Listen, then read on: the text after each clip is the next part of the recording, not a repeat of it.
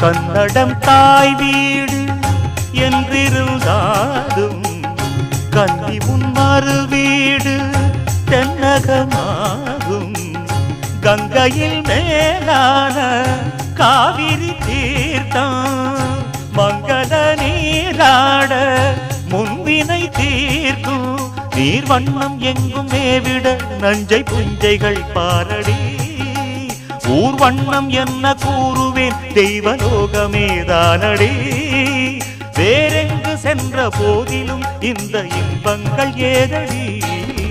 ஸ்ரீரங்க ரங்கநாதனின் பாதம் வந்தனம் செய்யடி.